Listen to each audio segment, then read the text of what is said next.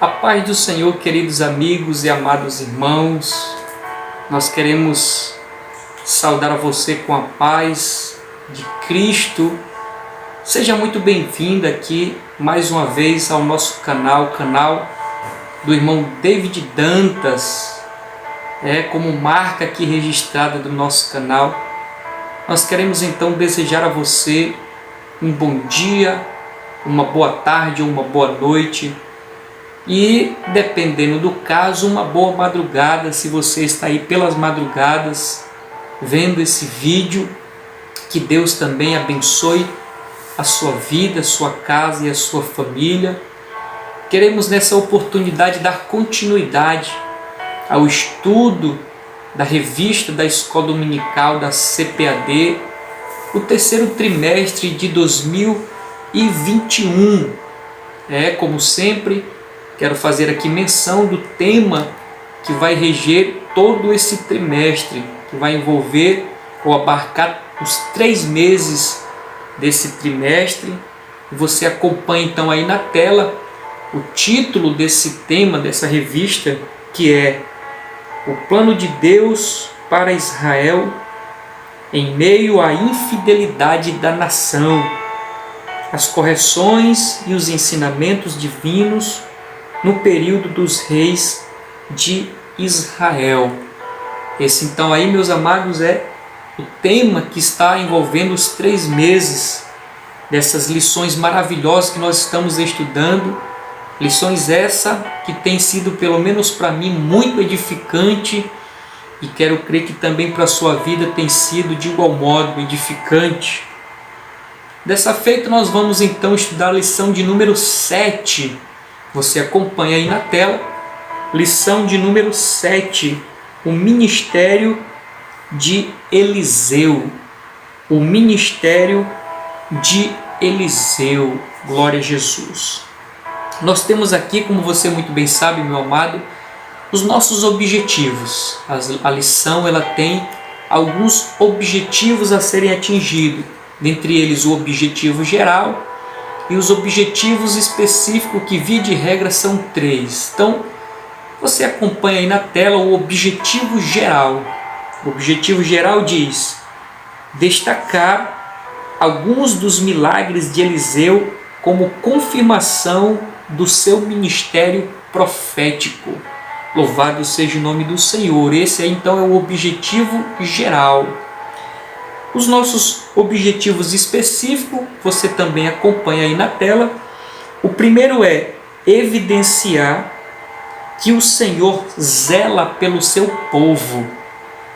O segundo objetivo específico é demonstrar a fé e a confiança da viúva de Sarepta. E o terceiro e último objetivo específico, sinalizar o ato de fé de Eliseu. Então esses aí foram os nossos objetivos gerais, ou geral e específico da nossa lição. Quero aqui destacar, meus amados, e como também você muito bem sabe, as nossas divisões e subdivisões, os tópicos e os seus subtópicos, que essa lição é dividida, e você também acompanha aí na tela. Então, o primeiro tópico com os seus subtópicos, que diz: primeiro tópico, Eliseu salva 3 reis e seus exércitos.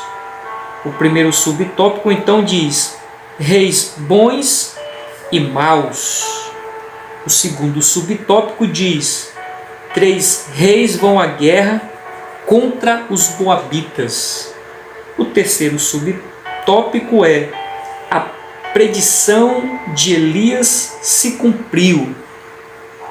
O nosso segundo tópico, meus amados, diz: Eliseu aumenta o azeite da viúva. O primeiro subtópico desse tópico é a situação das viúvas em Israel.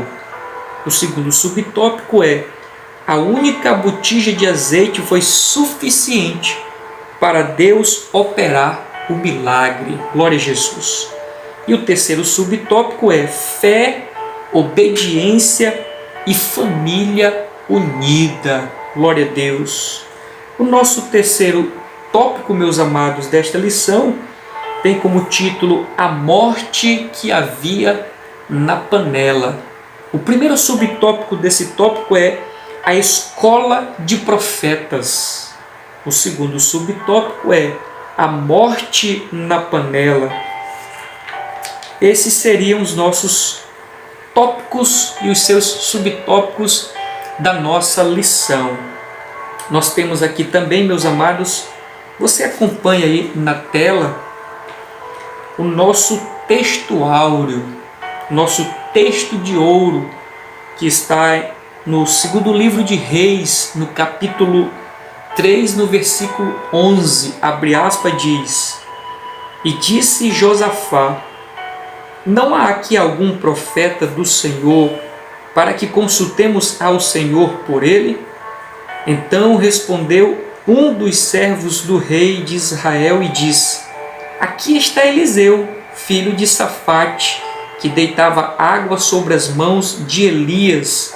Segundo Reis, ou segundo livro dos Reis, capítulo 3, versículo 11. Essa é o nosso texto áureo. Nós temos também, meus amados, como você bem sabe, a nossa verdade prática. E você também acompanha aí na tela a nossa verdade prática, que diz: Deus usou e ainda usa seus servos para realizar milagres. Basta ter fé e confiança no Senhor, que Ele opera maravilhas. Louvado seja o nome do Senhor. Que verdade prática gloriosa para as nossas vidas, né, meus amados? Então nós vamos, a partir disso, meditar, né, em cada ponto da nossa lição. Como você, meu amigo, meu irmão, bem sabe, nós não temos tanta pressa em chegar até o final, né? De maneira que nós vamos tentar tirar ao máximo de proveito, de verdades para as nossas vidas da nossa lição. Como você já tem nos acompanhado aí, sabe muito bem como nós temos procedido. Por exemplo, eu quero me ater aqui na nossa verdade prática. O que nós conseguimos tirar como subsídio para a nossa vida, né? O que nós podemos extrair desta verdade prática? Vamos lá. Quando a verdade prática diz: Deus usou e ainda usa os seus servos, isso está apontando para quê? Está apontando para a imutabilidade de Deus. É uma das características, né, de Deus. É um dos seus atributos. Nós sabemos que Deus, ele é um Deus de atributos. Atributos que Ele compartilha com os homens e atributos que pertencem somente a Ele. Atributos comunicáveis e incomunicáveis. Por exemplo, o atributo incomunicável da eternidade. Só Deus é eterno. Todas as demais outras coisas, elas foram criadas. Deus, ele sempre existiu.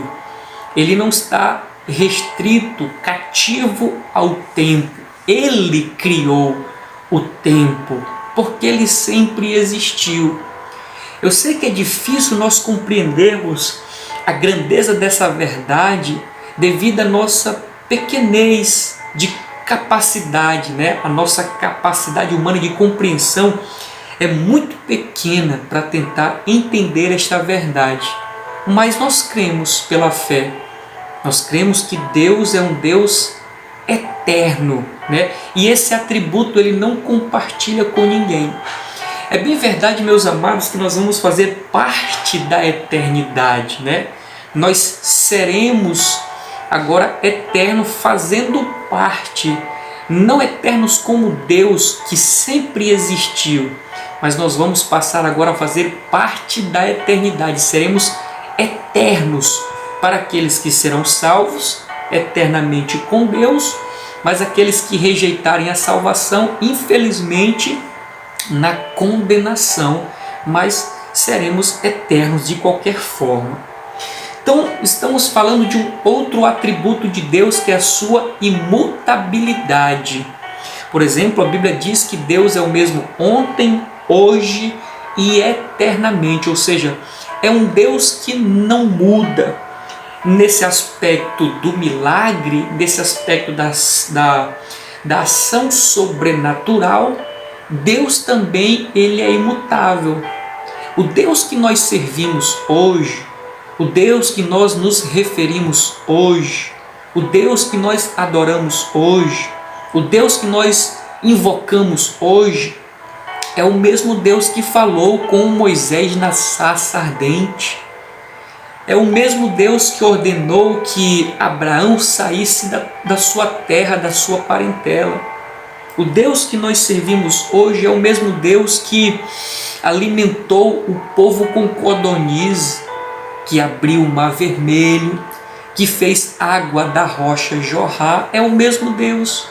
O Deus que nós servimos hoje é o mesmo Deus que respondeu com fogo à oração de Elias. Por quê? Porque ele não muda.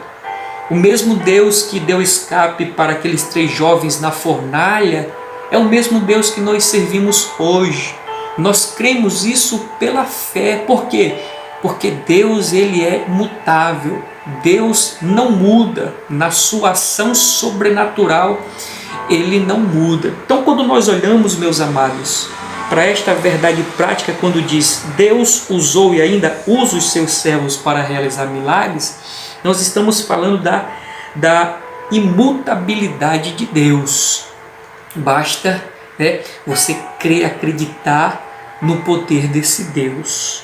O que mais nós podemos extrair desta verdade prática? Que Deus é o Deus do impossível. Deus é o Deus do impossível. Nós vemos isso registrado na Bíblia Sagrada, em Gênesis, no capítulo 18, versículo 14, quando Abraão está ali com Sara e chega alguns homens da parte de Deus e fazem uma promessa a Abraão dizendo que ao voltar 1 ano depois, eles o encontrariam Abraão com um filho. Sara está na tenda olhando aquela cena e ela se ri. E aquela pessoa pergunta por que ela riu. Ela disse, não, eu não ri. Mas ele disse assim, por acaso há alguma coisa demasiadamente difícil para o Senhor de maneira que ele não possa fazer? Essa foi a resposta daquele homem para Sara. Ou seja, Deus é o Deus do impossível. Tem uma outra referência aqui em Mateus, no capítulo 19, no versículo 26, que diz que para Deus tudo é possível. Para Deus tudo é possível. Você consegue imaginar comigo, meus amados, um Deus que, segundo o livro do Gênesis, ele começa a criar as coisas.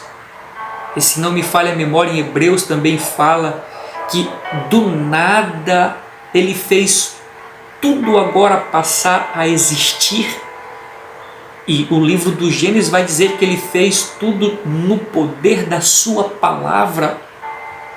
Você já parou para pensar e olhar ao nosso redor a grandeza do universo?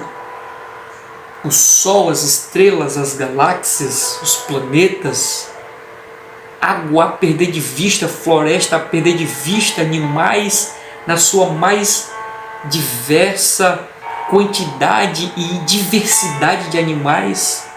Tudo isso foi criado, segundo o relato do Gênesis, no poder da palavra de Deus. Por que isso?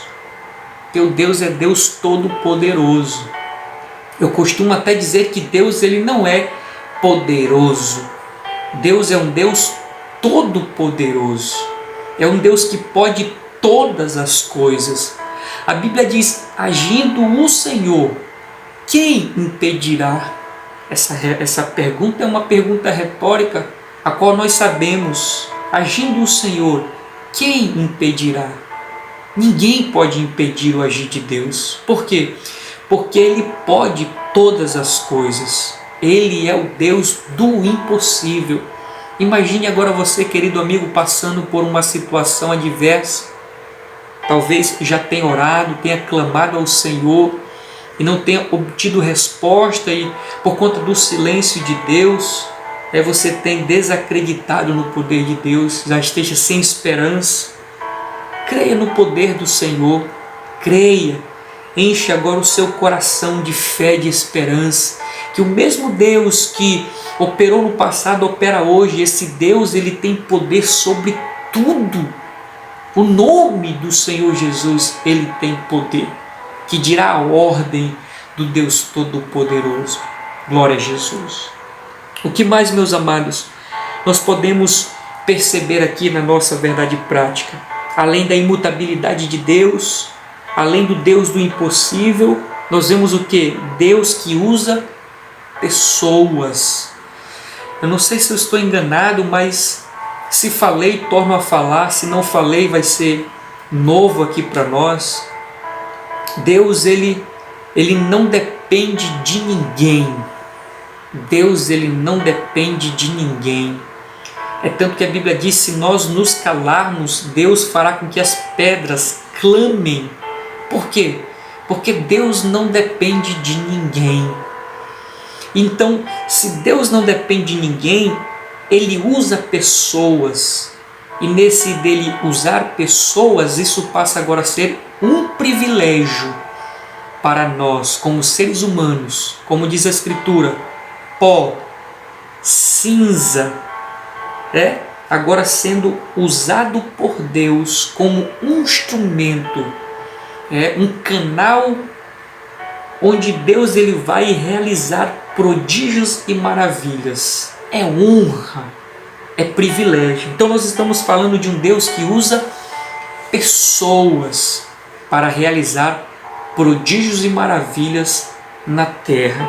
Que sejamos esse instrumento, meus amados, que tenhamos este privilégio, de maneira que Deus tome a nossa vida e nos use como um canal de bênção para a nossa geração. Que o sobrenatural de Deus seja em nossa vida e alcance pessoas, levando transformação para aqueles que estão diante de nós, e o nome do Senhor venha a ser glorificado. Louvado seja o nome do Senhor. O que mais nós poderíamos extrair aqui da nossa verdade prática? Vamos lá? Eu coloquei aqui algumas observações. Observe. A verdade prática diz: Deus usou e ainda usa os seus servos para realizar milagres. Olha só essa observação. Basta ter fé e confiança no Senhor, que Ele opera maravilhas. Então ele está dizendo aqui: basta ter fé que Deus realizará maravilhas. A primeira observação que eu faço aqui, meus amados, é que a Bíblia deixa clara o quão indispensável é a fé. Então a Bíblia vai falar a respeito da fé. Os irmãos sabem que tem até em Hebreus, no capítulo 11, a galeria, como nós denominamos, a galeria dos heróis da fé. A fé é algo muito evidenciado pela Escritura. De maneira que, como diz aqui em Hebreus, no capítulo 11, versículo 6, sem ela é impossível agradar a Deus. Sem esta fé é impossível agradar ao Senhor Jesus Cristo. Nós temos em Mateus, no capítulo 8, no versículo 10, alguma referência também em relação a esta fé. Você pode estar conferindo aí na sua Bíblia Sagrada. E uma outra é Mateus, no capítulo 13, no versículo 58.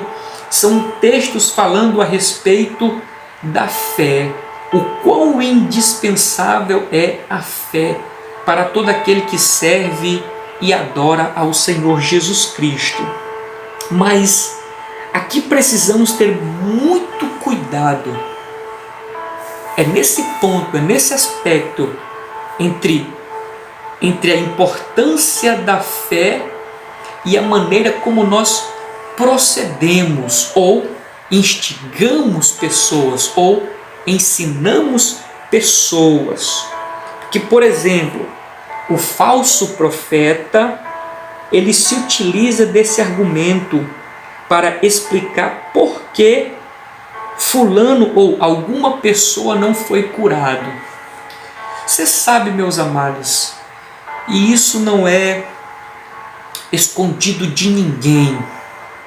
Até a própria Escritura diz que os falsos mestres, os falsos pastores, os falsos doutores, os falsos profetas, eles viriam, eles estariam no nosso meio. E é nesse aspecto que nós passamos a conhecer um falso profeta. Porque ele se utiliza desse argumento esse que até a nossa própria lição, na sua verdade prática, usou. Porque a verdade prática está dizendo assim: quando eu tenho fé, eu consigo o milagre. Para eu conseguir o milagre, eu tenho que ter fé. Se eu não tiver fé, concluindo, eu não tenho o milagre. O milagre não acontece. Então esses falsos profetas, eles saem nas igrejas, montam programações e fazem ali aquilo que nós já conhecemos, todo aquele rebuliço, e uma determinada pessoa não foi curada. Aonde é que ele joga a culpa? Na falta da fé.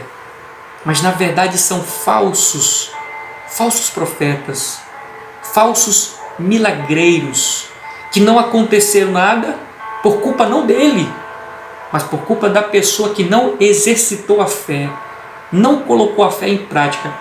Por isso que eu disse, meus amados, que nós precisamos ter bastante cuidado nesse aspecto. Por quê? Eu faço algumas perguntas aqui. Lucas, no capítulo 7, no versículo 14, nós vemos uma passagem muito interessante da Bíblia Sagrada. Você confere então na Bíblia comigo, Lucas, no capítulo 7, versículo 14, que diz assim, Lucas 7, 14. E, chegando-se, tocou o esquife, e os que o levavam pararam, e disse, Jesus dizendo, jovem, eu te digo, levanta-te. Nós temos aqui a história do filho da viúva de Naim. Jesus vai entrando na cidade e vem de lá para cá, de dentro para fora, um cortejo de um filho dessa mulher que havia falecido. Só que a Bíblia diz que Jesus ele se depara com esta cena e vê que ali é uma pessoa que está morta indo para o sepultamento. O que Jesus faz? Ele toca no esquife e diz, jovem, levanta-te. Eu pergunto, meus amados, com base nesse texto aqui, onde está a fé do jovem? Cadê a fé do jovem sendo exercida para que o milagre acontecesse? Nós não vemos.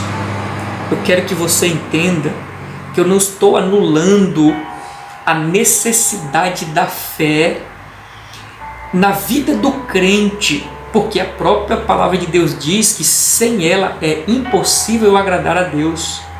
O que eu estou querendo ressaltar é que em determinadas situações, o fato de alguém não ter alcançado o milagre não é pela falta de fé. Em determinadas situações, o milagre acontece, mesmo sem fé. Mas esse é o argumento forte que os falsos profetas, os falsos curadores usam. Acompanhe comigo uma outra referência. 2 Coríntios capítulo 12, versículo 9. 2 Coríntios capítulo 12, versículo 9 é aquela passagem que Paulo está pedindo para Deus, para que Deus viesse tirar o espinho da carne. Deus ele mostrou visões para o apóstolo Paulo do céu, e ele retorna, e a Bíblia diz, pelo próprio Deus, para que Paulo não viesse se envaidecer com as grandezas que ele tinha visto no céu, ele foi posto um espinho na carne, e por 3 vezes ele pede para que Deus viesse remover aquele espinho na carne. E o que foi a resposta de Deus? Paulo, a minha graça te basta, o meu poder se aperfeiçoa na sua fraqueza. A pergunta que eu faço é: Deus atendeu o pedido de Paulo? Paulo teve o espinho na carne tirada? Outra pergunta que eu faço é: Paulo tinha fé? Lógico que tinha fé. Mas por que Deus não respondeu? Porque, meus amados, como eu coloquei aqui no apontamento da minha lição, diz assim: o que prevalece não é a fé, e sim o propósito de Deus. Então cai por terra, meus amados, esse argumento do falso profeta. Está vendo? Você não foi curado porque lhe faltou fé. Se você tivesse fé, você teria sido curado. Aprendamos, querido, nesta oportunidade. Além da fé, o que deve ser levado em consideração é o propósito de Deus. Então, possivelmente, você que esteja vendo esse vídeo, como eu falei agora há pouco, que você tem pedido, talvez está desanimado, sem esperança, Deus ainda não respondeu. Alegra-te, querido. Sabe por quê? Porque o que importa é a salvação da tua alma. Ainda que o corpo se desfaça, o que importa é a salvação da alma. O que importa é que o seu nome está escrito no livro da vida. O que nós devemos também levar em consideração são os propósitos de Deus. Já citei aqui em lições passadas sobre Deus, tendo Ele todo o poder, não levantará alguém para ir à frente de um hospital e ali liberar uma palavra de cura para todos. Por que Deus não faz isso? Porque Deus tem propósito naquilo. Talvez pessoas que estivessem na sua plena saúde não parariam para ouvir a mensagem e assim perderiam a sua alma. Mas Deus, naquela circunstância, ainda que não tão favorável, mas a palavra alcança. E quantas pessoas não foram salvas, tiveram seus corpos ali adoecidos, mas alcançaram a salvação da sua alma. Porque o que importa, meus amados, é o propósito de Deus. Então, eu desconsideraria em partes o que diz aqui a nossa verdade prática, quando ela fala: basta ter fé e confiança no Senhor, que Ele opera maravilha. Paulo acreditava no poder de Deus, Paulo confiava em Deus, mas mesmo assim não foi atendido. Nós vemos ali Estevão sendo apedrejado. Ele poderia muito bem pedir, mas não foi atendido, por causa do propósito de Deus. Que nós entendamos essa verdade, meus amados, para que também nós não venhamos viver uma vida frustrada. Quantas pessoas, talvez você que esteja me vendo agora, já falaram para você que você não recebe um milagre por falta de fé. Não acredite nessa palavra. Você tem fé, você confia no poder de Deus, mas você também precisa agora descansar que Deus ele tem um propósito muito mais sublime. Fique com essa palavra no seu coração, em nome do Senhor Jesus Cristo. Nós vamos agora passar para a nossa introdução, meus amados. A nossa introdução. O que diz a nossa introdução? O ministério de Eliseu foi marcado por acontecimentos extraordinários, a exemplo do de Elias, que nós falamos semana passada. Extraordinário a vida desses homens. Agora, nesse caso, falando de Eliseu. Nessa lição estudaremos sobre 3 milagres. Qual deles? O milagre das águas que alagaram o vale sem que houvesse chuva. O segundo, a multiplicação do azeite da viúva. E a terceira, a aniquilação da morte presente na panela do ensopado servido por um servo do profeta. Nestes três eventos estão evidenciados o quê? A fé. O outro, a obediência e a poderosa unção de Deus sobre o profeta Eliseu.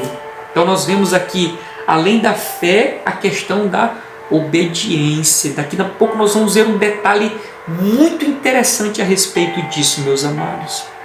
Então vamos lá.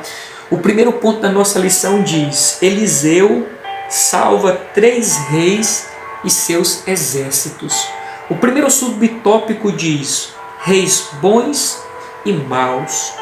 A leitura diz: no período do reino dividido, houve a alternância de bons e maus reis. Esta distinção entre bons e maus não leva em conta apenas o modo como esses reis administravam o reino ou lideravam o povo, mas a forma como eles se relacionavam com Deus. Portanto, ao se referir a um determinado rei como mau, o autor do livro dos reis está dizendo que esse monarca, além de desconhecer e desprezar a Deus e seu culto, promovia a adoração aos ídolos. Então esse ponto está dizendo que o reino foi dividido norte e sul. Tanto num quanto outro, os reis eles eram alternados. Reis entravam e reis saíam. Reis entravam e reis saíam. E nessa alternância tinham reis bons e reis ruins, maus. Reis que iam contrário à vontade do Senhor. E pegando o aspecto dos reis maus, diz aqui a nossa lição, que eles não eram considerados apenas da maneira como eles lideravam o povo. Não era muito o fato de como eles lideravam o povo. Na verdade, o fato deles liderarem de maneira mal e cruel o povo era uma consequência. Consequência de quê? Do relacionamento ou falta de relacionamento com Deus. Então, quando o rei não tinha esse relacionamento com Deus, qual era a consequência? Administrar mal o povo, perverter o povo, desencaminhar o povo, fazer com que o povo saísse da presença de Deus, esquecesse a Deus e se voltasse agora para os ídolos. É assim que diz a nossa lição. Eu coloquei aqui alguns apontamentos para nós. O primeiro é a visão avaliativa de Deus sobre um líder. Como é que Deus avalia um líder? Porque nós estamos vendo aqui que para um rei ser considerado mau, não levava em consideração apenas a maneira como ele administrava o povo, mas como ele se relacionava com Deus, a sua comunhão, a sua intimidade com Deus. Ora, se isso era negligenciado, consequentemente, ele iria administrar o povo ruim. Então, ia administrar ruim o povo. Então, como é a visão avaliativa de Deus em relação a um líder? Eu gosto sempre de citar que Deus ele não está preocupado ou não vai avaliar um líder pela quantidade de liderados. Deus ele não vai levar em consideração, julgar, ele não vai avaliar um líder se ele é bom ou se ele é ruim pela quantidade de pessoas que está sobre a sua administração. Não. Deus ele vai levar em consideração aquilo que o líder fala. Se o líder fala a verdade, Deus aprovará. Se o líder fala a mentira, Deus o julgará. É assim a forma que Deus avalia. Interessante, meus amados, que isso vai de encontro à maneira como nós avaliamos. Porque como nós avaliamos? Ah, a igreja está cheia, a congregação está cheia. É um bom líder, é um bom dirigente, é um bom obreiro. É quando nós olhamos para uma igreja que tem uma quantidade pequena de irmãos, ah não, aquele irmão é fraco, é um obreiro fraco, não tem chamado. Essa é a avaliação dos homens. Quem é o bom obreiro? Aquele que tem a igreja cheia. Quer encher a igreja? Faz campanha. Faça campanha, você vai ver a igreja cheia. Mas será que tem a aprovação de Deus? Onde é que nós encontramos, meus amados, campanha na Bíblia Sagrada? Me mostre. Me mostre onde tem campanha. E é só o que nós vemos. Igrejas hoje lotadas por conta de quê? Campanha. Você observa que por esses dias alguém me disse que chamou uma amiga sua para ir na congregação onde nós dirigimos. Sabe qual foi a resposta que a pessoa deu? Ah não, não vou para lá não, porque o irmão não revela. A pergunta que eu faço é: qual é o interesse dessa pessoa em ir para a igreja? É Deus? Ou é só a revelação? A profecia?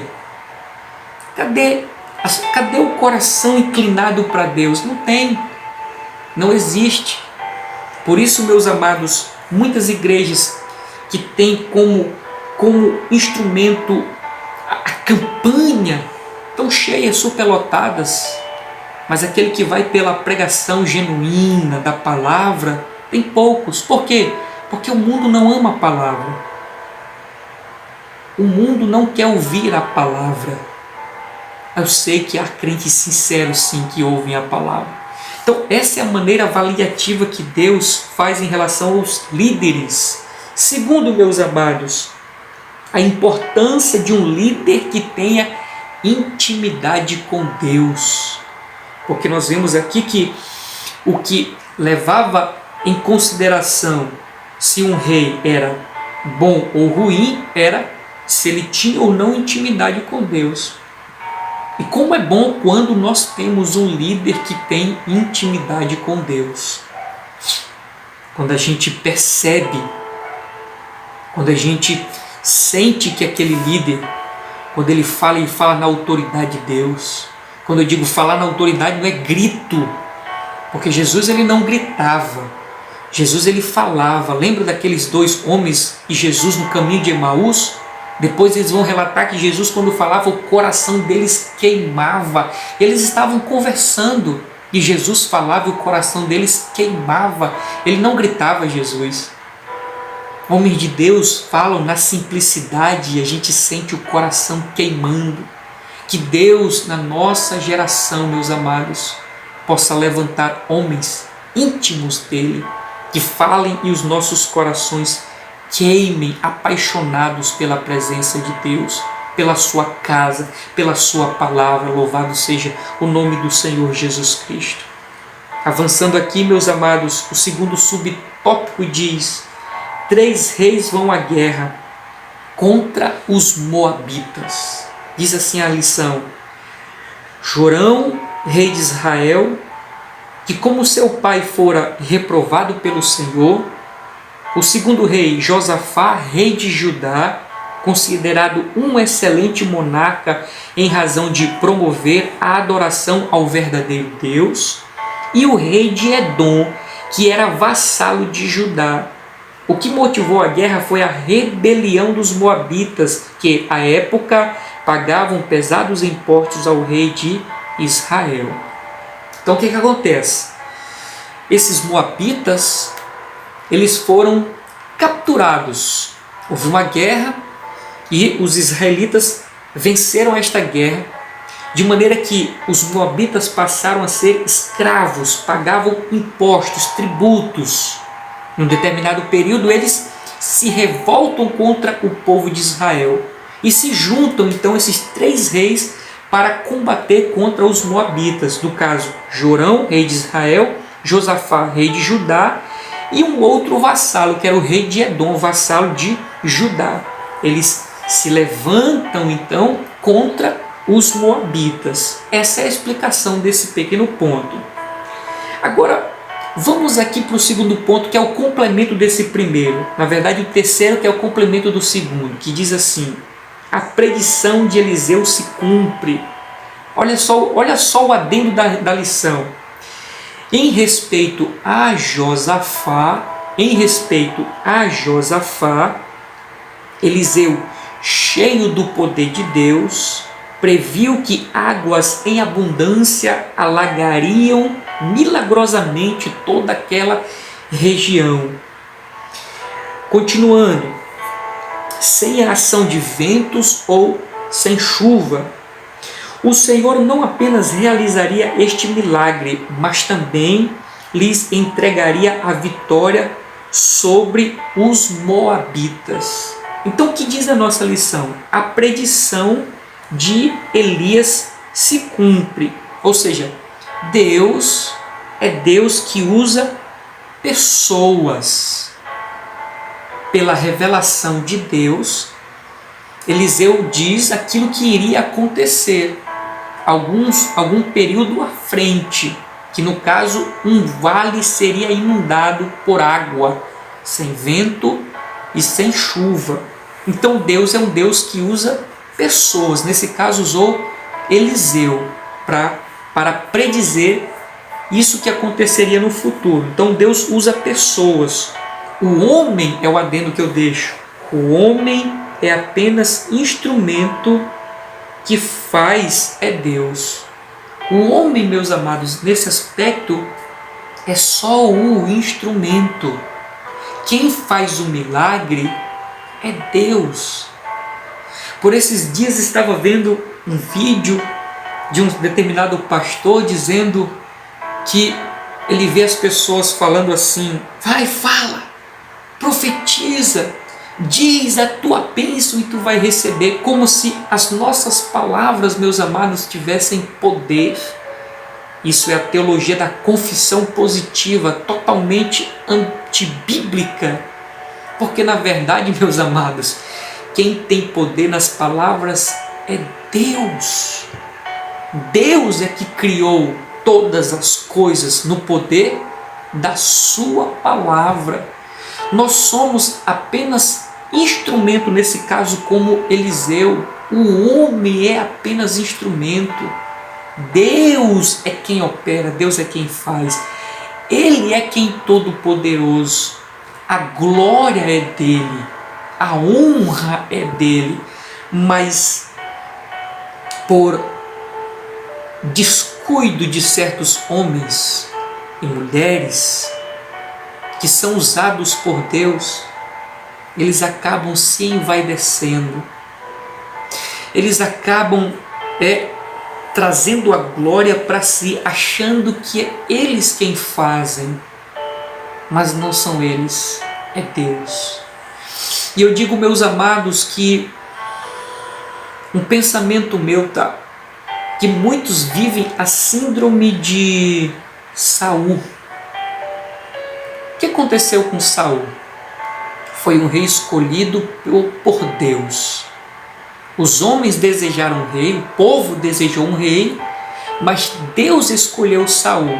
Saul começou bem, dentro da vontade de Deus, fazendo certinho como manda o roteiro. Mas do meio para o fim ele começou a se perder, começou a tomar caminhos errados. Isso é a síndrome de Saul, pessoas que começaram bem, mas terminaram mal. Deus usou na profecia, na cura, na revelação, mas daqui a pouco eles começaram a achar que era eles, se ufanaram, se jactanciaram. Mas você, meu amado irmão, que tem esse dom de Deus, que os seus pés continuem no chão, como diz um jargão nosso, os nossos pés são pés de barro. Quem tem os pés como latão reluzente só é Deus. Somos falhos, somos pó e cinza. É Deus quem opera, é Deus quem faz, é Ele quem é o Todo-Poderoso.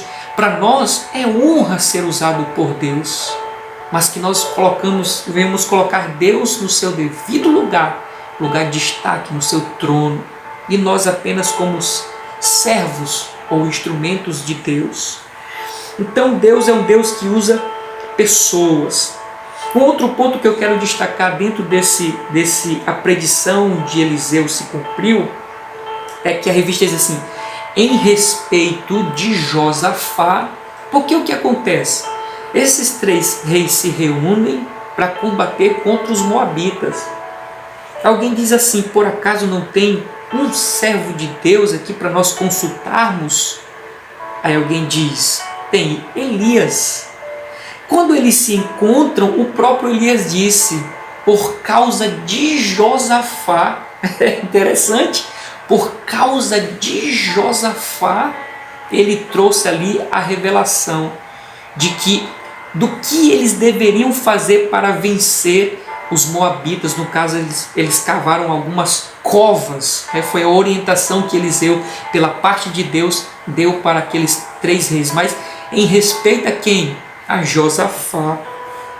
Tem até um ponto aqui da nossa lição que diz assim: não importa se pessoas infiéis existirem no meio das fiéis, o Senhor sempre irá intervir a favor dos que o temem. Louvado seja o nome do Senhor. Então, aqueles reis venceram por causa de quem? Por causa de Josafá. Porque os outros 2 eram infiéis. Mas por conta de haver um fiel no meio deles, Deus ali honrou a fidelidade de Josafá. Você, meu amado irmão que está me escutando agora, jovem, adolescente, que tem os seus pais que não são evangélicos, ainda não servem ao Senhor, continue firme. Você, esposa, que tem o seu esposo que não ainda é servo do Senhor, continue firme. Você, esposo, que não tem a sua esposa serva do Senhor, continue firme. Deus tem poder para abençoá-los, mediante o que? A sua fidelidade, a sua perseverança. Assim como ele abençoou esses 2 homens ímpios por causa de Josafá, Deus pode fazer coisas extraordinárias por tua fidelidade e perseverança, no meio da tua família, no meio da tua casa, lá no teu emprego. Pode ser, você esteja sendo perseguido, Deus pode te honrar, mesmo no meio das pessoas infiéis. Louvado seja o nome do Senhor. Louvado seja o nome do Senhor. O que mais nós podemos destacar aqui, meus amados,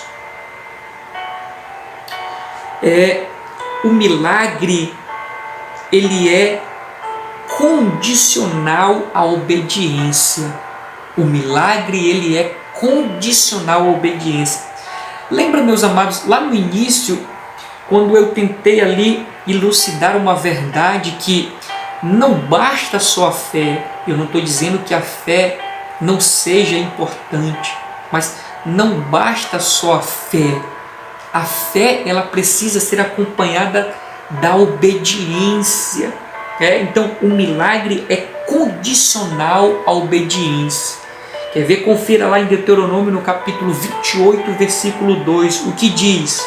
Diz mais ou menos assim: todas essas bênçãos virão sobre ti e te alcançarão. Quando as bênçãos virão sobre a pessoa e alcançarão a pessoa? Quando ouvirdes a voz do Senhor. Esse ouvir não é simplesmente escutar, mas é pôr em prática, é obedecer. Quando eu obedeço, as bênçãos vêm sobre mim, recaem sobre mim. Mesmo tendo somente a fé, eu preciso obedecer, porque o milagre está condicionado à obediência. Vou dar apenas um exemplo aqui para nós. Noé. Deus olha para a terra, vê a podridão do pecado e decide revelar algo para Noé. Ele acha graça de Noé. Ou Noé achou graça diante dos olhos de Deus. Deus então diz: constrói uma arca, porque eu vou mandar dilúvio, vou destruir toda essa geração. Noé acreditava no poder de Deus? Sim. Noé acreditou na revelação? Sim. Noé sabia, acreditava que Deus poderia fazer? Sim. E se ele não tivesse construído? Ele tinha fé. Mas ele poderia não obedecer à ordem do Senhor quando ele disse, constrói a arca. Ele poderia muito bem não ter construído, só que ele construiu, ele obedeceu. E houve então um milagre, que foi o milagre de escapar do dilúvio, daquela situação que todos vocês já conhecem. Por quê? O milagre, meus amados, está condicionado não somente à fé, mas à obediência. Louvado seja o nome do Senhor Jesus Cristo. Vamos avançar, meus amados, aqui na nossa lição para o segundo subponto, ou segundo ponto da nossa lição, que diz: Eliseu aumenta o azeite da viúva. O Eliseu aumenta o azeite da viúva.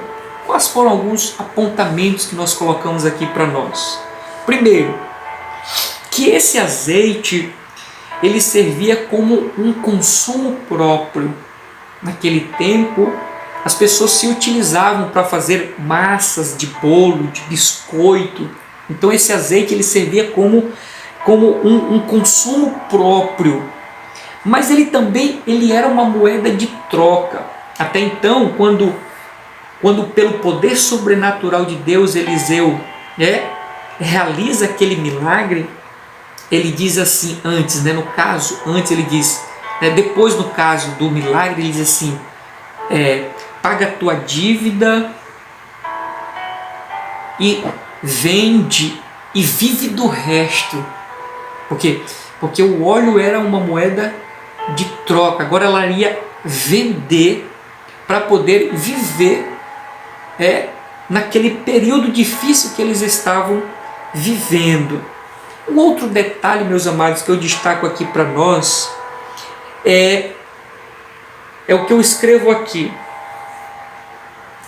Que este óleo ele é indispensável para a vida daquele povo. Por quê? Ele tanto servia para o consumo, como ele servia para moeda de troca, vendia para comprar outra coisa, ou seja, ele é indispensável para a sobrevivência. Quando nós olhamos para a Escritura, o óleo ele representa o quê? O Espírito Santo, Tem um texto da Bíblia Sagrada que nunca falte o óleo sobre a sua cabeça. Esse óleo ele representa a presença do Espírito Santo. Então, assim como o óleo no passado ele servia como alimento próprio, consumo próprio, como moeda de troca, e por conta dessas particularidades ele era indispensável à vida ou à sobrevivência dos homens, assim também somos nós, com relação à presença do Espírito Santo de Deus. Se não tivermos essa presença, nós morremos. Mas se temos esta presença, nós sobrevivemos espiritualmente. Você sabe, irmão, que estar vivo não é somente ter vida. Estar vivo é estar na presença de Deus. Porque muitos estão vivos, mas estão mortos, porque estão longe da presença de Deus. Jesus disse, eu sou o caminho, eu sou a verdade, eu sou a vida. Então estar vivo não é somente viver, estar vivo é estar com Deus, é ter a presença do Espírito Santo de Deus. Louvado seja o nome do Senhor. Que essa presença, meus amados, seja como uma fonte a jorrar dentro de nós, fonte essa que jorra vida para todo sempre. Louvado seja o nome do Senhor. Avançando aqui, meus amados, no primeiro subtópico deste tópico, que diz a situação das viúvas em Israel.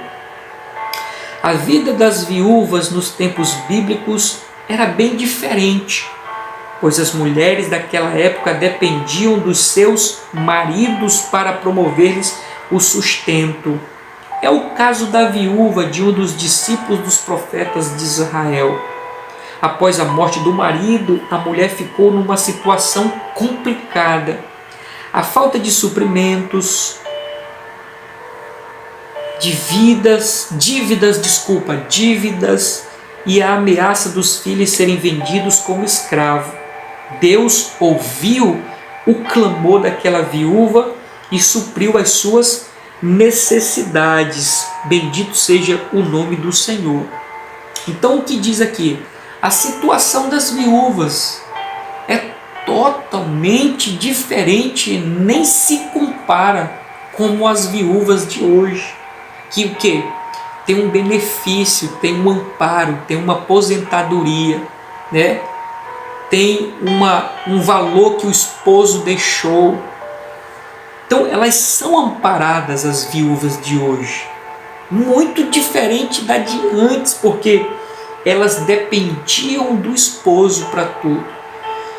Porque a cultura era dessa maneira, a mulher era desprezada. Abra aqui um parêntese para aqueles que criticam o cristianismo, insultando a Deus, dizendo que Deus ele é machista, que Deus ele não olha para as mulheres, talvez por má interpretação de alguns textos da Escritura, né, sobre a questão da submissão. Mas submissão é estar os dois ambos sob uma missão. Não significa que a mulher é escrava do esposo, mas os dois juntos estão sob uma missão.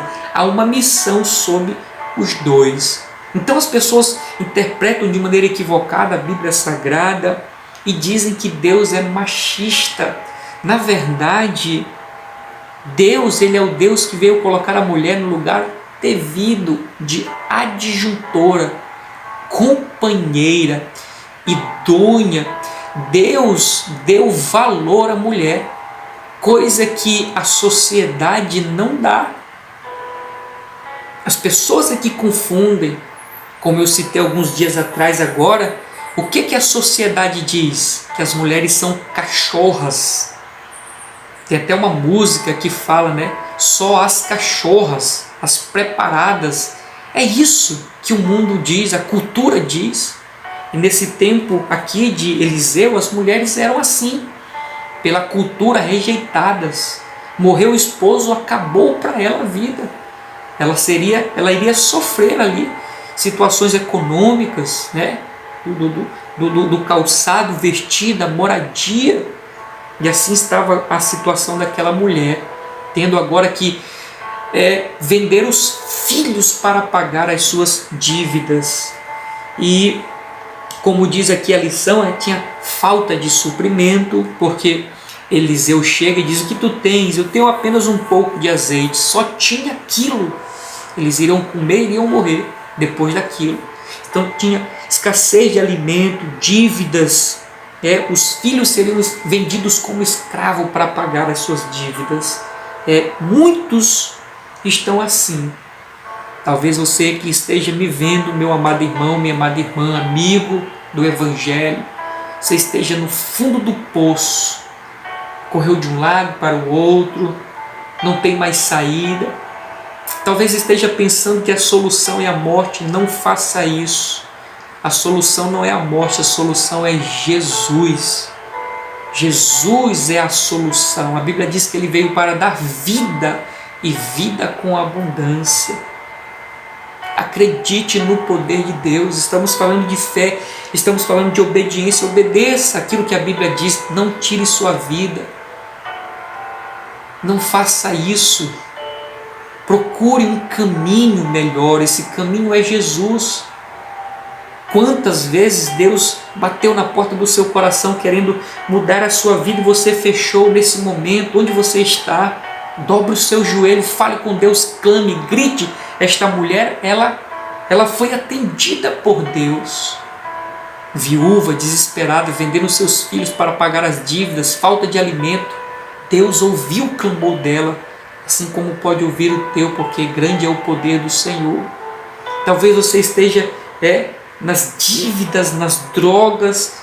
Deus pode te libertar. Abra o seu coração, deixa Ele fazer morada na tua vida, meu amado irmão, que Ele de fato é a esperança e a resposta para nós.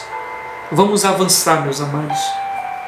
O segundo subtópico diz: a última botija de azeite foi suficiente para Deus operar o milagre.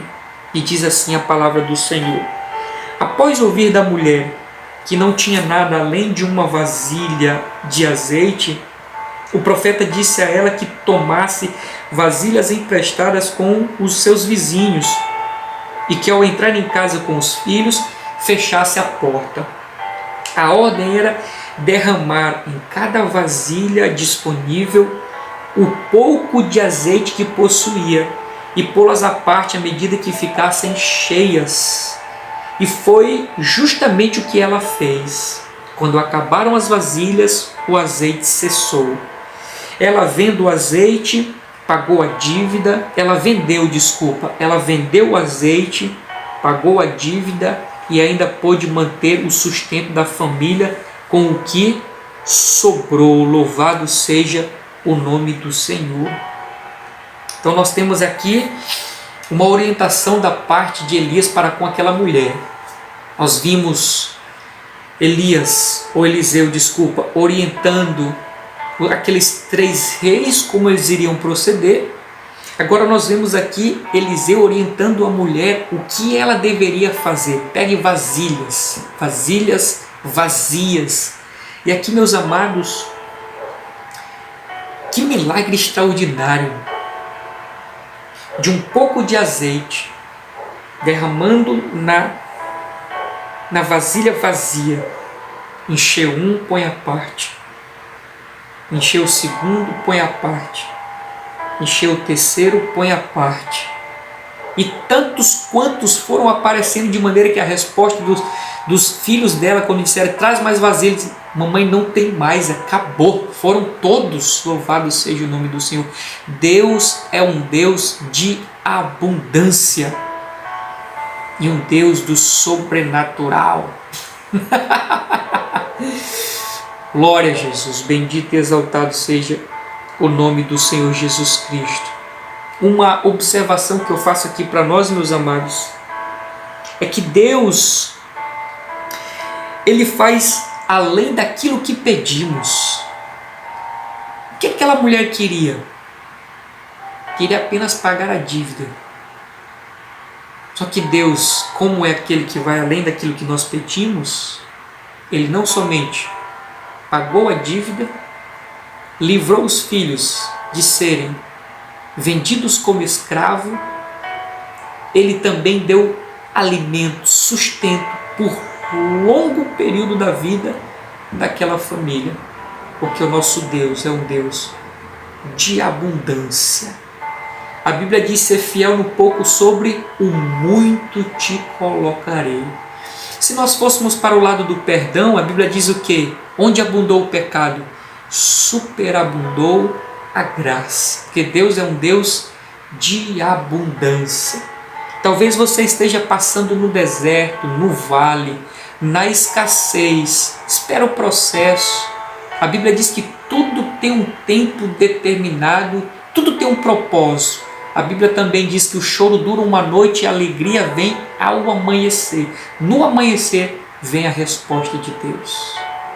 E Deus é um Deus de abundância. Deus é um Deus que nos surpreende. Louvado seja o nome do Senhor. Vamos avançar um pouco mais, meus amados, aqui na nossa lição. O terceiro subtópico do segundo tópico, que diz: a fé, obediência e família unida, que diz: nesse episódio da multiplicação do azeite, percebe-se que a fé e a obediência são ingredientes necessários para que as bênçãos divinas sejam abundantes na vida de quem crê. Fé e obediência. Aí você faz campanha para receber a bênção. Você até acredita no poder de Deus, mas a vida está toda desregrada, vivendo contrário à vontade de Deus, à palavra de Deus, quebrando os mandamentos, a lei do Senhor, vivendo uma vida de desobediência. Você tem fé, mas não vai receber a bênção, a cura, o milagre, porque está vivendo uma vida de desobediência. E a lição está dizendo que o segredo ou o ingrediente é fé e obediência. Você vai ver em toda a Escritura esses dois aspectos, fé e obediência. E ainda mais, para não me contradizer na minha fala, tudo vai depender também do propósito de Deus. Do propósito de Deus. O que vai prevalecer é o propósito de Deus. Por exemplo, Jesus diz assim: Pai, passa de mim este cálice. Só que Jesus, ele entende que o que importa é o propósito de Deus. Ele diz: mas que seja feita a tua vontade. Ou seja, o propósito seu que vai ser evidente, que vai prevalecer. Louvado seja o nome do Senhor. Continuando, meus amados, aqui na nossa leitura. Às vezes, o milagre que buscamos não acontece a partir das coisas extraordinárias. Basta trabalharmos com o que Deus já nos deu e exercer a fé em sua palavra. Ao pedir à mulher para fechar a porta, o profeta indicou que o milagre deveria acontecer na intimidade da família. Isso significa que Deus se agrada de uma família unida em torno de um ideal sagrado. Eu coloquei aqui: família unida igual a comunhão, igual paz com todos. Esse aspecto da família ter entrado na casa e fechado a porta, isso revela comunhão entre eles. Mas nós podemos aplicar na questão daquele texto de Hebreus, no capítulo 12, versículo 14, que diz: segui a paz com todos, ou seja, ter comunhão com todos. Tem fé, está obedecendo, mas não tem paz com todos, não tem milagre. É necessário nós termos paz com todos. Por exemplo, Salmo 133, verso 1 ao 3, diz que Deus, ele ordena, ele manda com que a bênção alcance os irmãos que vivem em união. Bênção vai lá e alcança aquele povo. Por quê? Porque eles estão vivendo em comunhão. Louvado seja o nome do Senhor.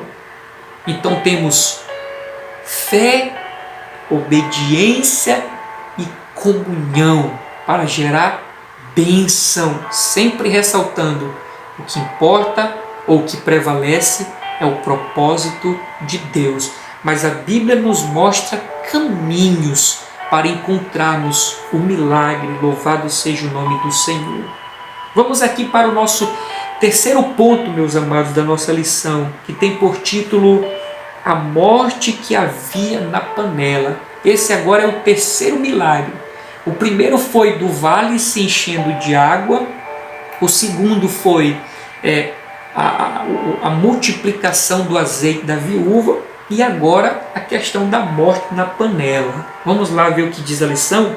O primeiro subponto diz: a escola de profetas. Os filhos ou discípulos dos profetas estavam radicados em Betel, Jericó e Gilgal. Nessas escolas, os alunos eram encorajados a buscar uma melhor compreensão da palavra de Deus, de desenvolverem um relacionamento com o Senhor e contribuírem na manutenção da resistência contra a apostasia e a idolatria que imperava em Israel. Por isso eles eram perseguidos por alguns reis. Então, a escola de profetas, Elias, quero crer, que ele fundou essa escola de profetas.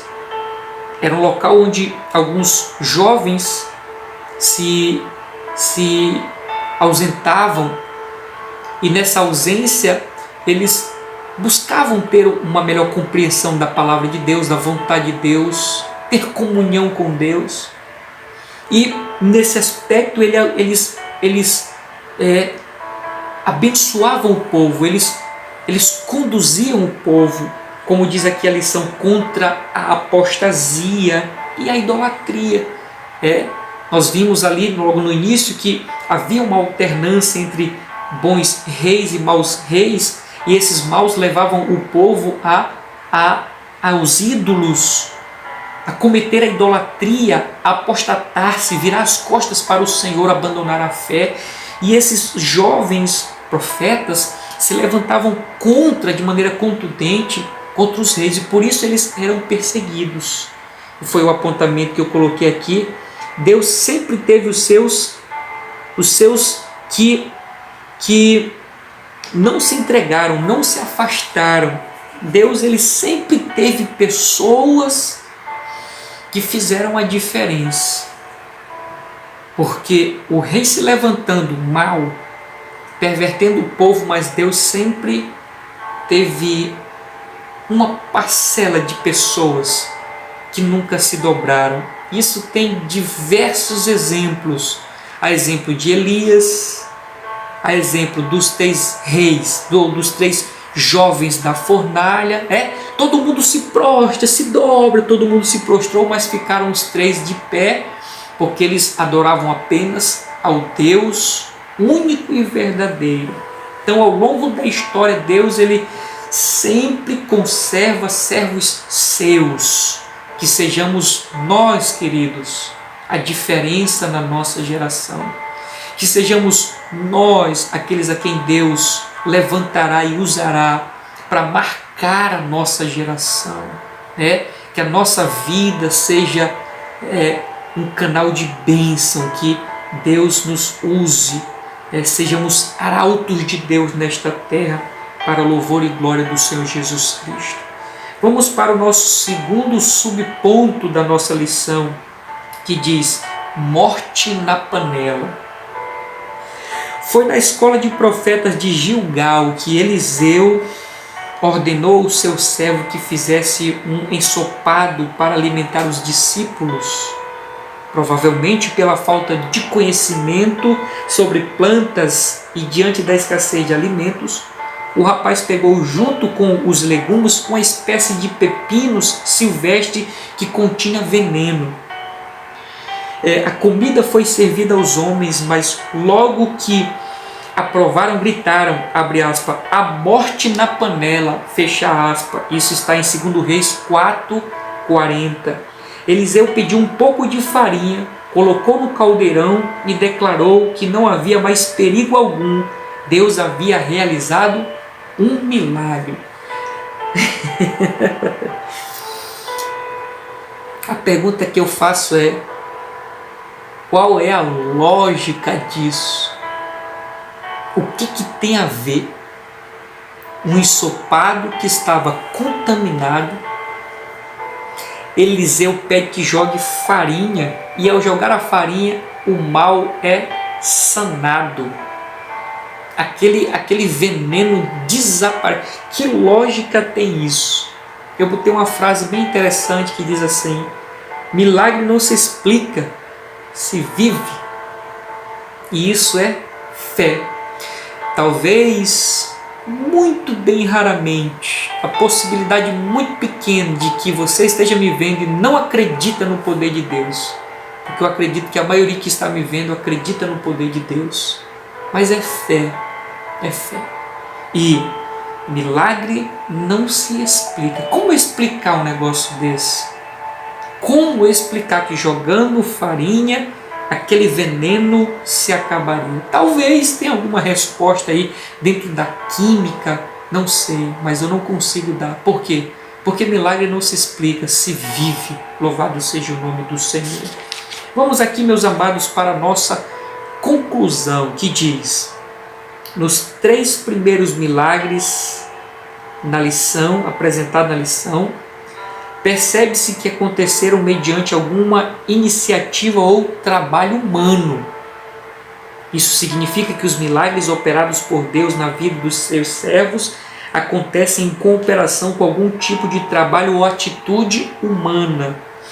Deus tem compromissos com pessoas de fé, mas também sejam operantes e diligentes. Então, como muito bem resumiu aqui a nossa lição, ou essa conclusão, Deus, ele tem poder, mas tem a contrapartida do ser humano, que é acreditar, confiar, crer.